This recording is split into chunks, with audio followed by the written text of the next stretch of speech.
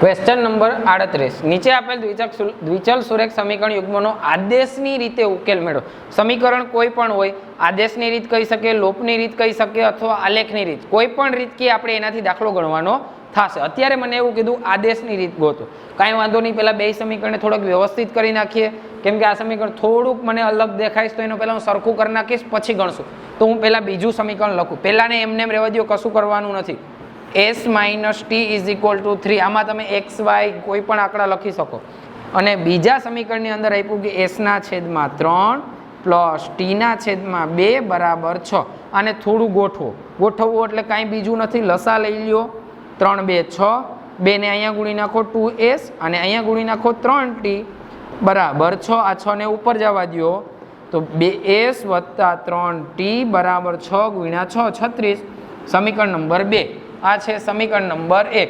હવે આદેશની રીતે ગણવામાં શું કરવાનું, તો કે આ બેમાંથી તમને જે ઈઝી પડે ને એક સમીકરણ લેવાનું। માની લ્યો કે મને ઈઝી પડ્યું પહેલું, તો પહેલું લખો।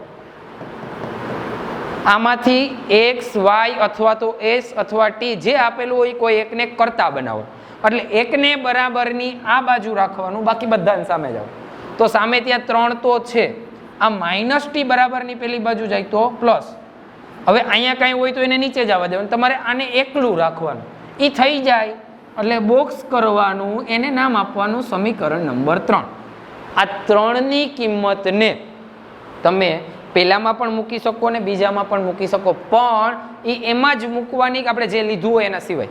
આપણે કયું લખ્યું અહીંયા, તો કે પહેલું, તો આ 3ની કિંમત ફરજિયાત સમીકરણ 2માં મૂકવાની। જો પહેલામાં મૂકશો તો બધું ઉડી જશે, છેલ્લે કાંઈ નહીં વધે। એટલે શું લખવાનું, તો કે સમીકરણ 3ની કિંમત ખાસ યાદ રાખવાનું, આપણે અહીંયા જે સમીકરણ લખવું હોય એના સિવાયનામાં મૂકવાનું। 3ની કિંમત સમીકરણ નંબર 2માં મૂકતા શું કામ, તો કે પહેલું આપણે ઉપર લખ્યું છે। ચલો બીજું જોઈને લખતા જાઓ, તો કે 2s + 3t બરાબર 36। કોની જગ્યાએ મૂકવાનું, તો કે s ની જગ્યાએ તમે આ આદેશ લીધો હોય એવું થશે, એનો મતલબ આદેશની રીત।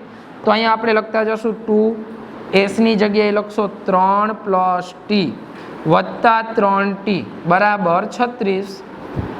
3 2 ગુણાકાર કરી નાખો 6 વત્તા આ જ 2 ને મારે આની અંદર જો કાઉન્સની બહાર છે, બે સાથે ગુણાશે તો 2t + 3t બરાબર 36। 6 ને બરાબરની પેલી બાજુ જવા દો તો અહીંયા 2t + 3t અને ભેગું કરી દો 5t 36 છે, 6 બરાબરની પેલી બાજુ જશે તો માઇનસ, તો 5t બરાબર 36 - 6 એટલે 30। તો t બરાબર 36 ના છેદમાં 5, છેદ ઉડાડી દો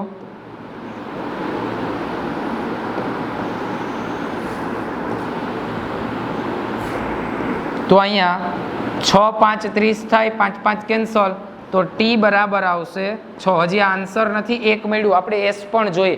તો જે આ આન્સર આવે એને ક્યાં મૂકવાનો, તો કે જે પેલું આપણે બોક્સ બનાવેલું હોય ને એમાં, આપણે બોક્સની અંદર છે s બરાબર 3 + t, તો એમાં આ આન્સર મૂકી દેવાનો।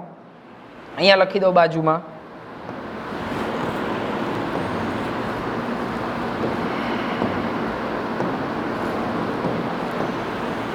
આપને આપેલું છે s બરાબર 3 + t।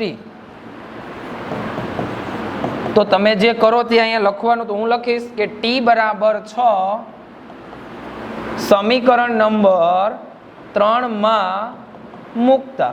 ચલો મૂકો, 3 એટલે બોક્સ હતું એમાં આપણે મૂકી દઈએ। કોની જગ્યાએ, તો કે t ની જગ્યાએ, તો s બરાબર 3 + t ની જગ્યાએ 6, તો s મળી ગયું મને 9, આન્સર આવી ગયો।